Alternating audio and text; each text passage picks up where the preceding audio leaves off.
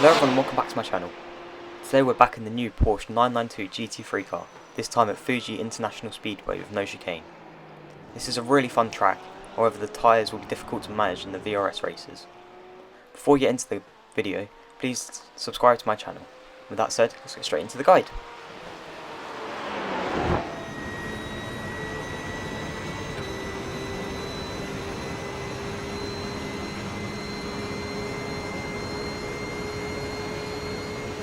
For turn 1 I brake just after the 150 metre board and use first gear. I use the curb on the entry and turn in where the pit exit line ends. I turn in quite late and tried to get as close to the inside bollard as possible. I trail brake to the apex to give the front more grip and get back on throttle just after the bollard. The track limit on the exit is the red and white curve, and you need to be careful with your throttle input as the TC can engage and lose you time.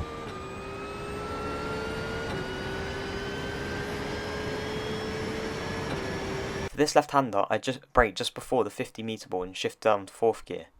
I turn in at the 50 metre board and aim for the inside bollard. I trail brake to the inside curb and get back to full throttle as soon as I'm past it. You can get a 1x if you cut too much of the curve, so be careful in quali. The track limit is the red and white curb on the exit. This right-hander is very difficult to do well. I carry too much speed to end up running slightly wide and losing speed. You should lift at the white marker on the inside and trail brake slightly, keeping the car in 4th gear. Then gradually come back on throttle at the orange barrier on the inside, making sure that the car stays to the right on the exit. You can shift down to 3rd if you understeer wide to give yourself slightly more rotation to get yourself back on track. Here I brake just after the start of the curve on the right and use 2nd gear. You can turn in quite early as the exit is very wide. My peak brake pressure is around 60% and I trail brake to the sausage curb. Make sure you don't touch it as it will send you wide and it can even damage your suspension if you take too much of it. The track limit on the exit is the red and white curve again.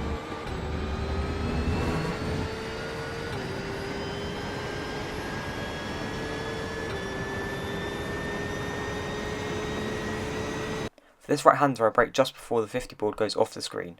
I use 3rd gear and trail brake to the inside curve. Don't take too much of it again as there's a sausage curb on the inside. I get back to full throttle straight after the curb and use all of the space on the exit. Here I hold the car in 3rd gear and brake just after the start of the curb. My peak brake pressure is around 50% and I trail off quickly. I aim for the bollard on the inside again and get back on throttle with the AstroTurf. Don't run wide here, the curbs are huge and will damage your car lose you time. For this left-hander I brake when the curb goes off the screen and shift down to 2nd gear. This apex is difficult as there aren't many good markers. You could use the orange part of the barrier on the outside.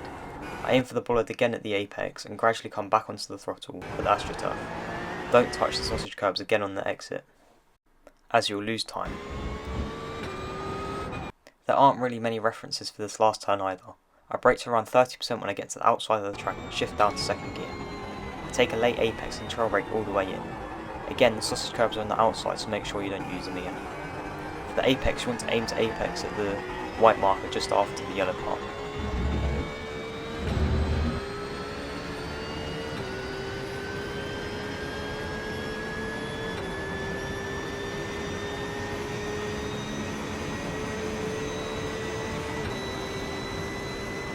So that was one lap. A tip I'd give for the longer races is to start saving the front tyres early, especially in the last sector, as this track is very grip dependent from the front tyres. To do this you can be very smooth with the steering and pedal inputs. That's all for this guide, and I'll leave you with the full uncut hot laps.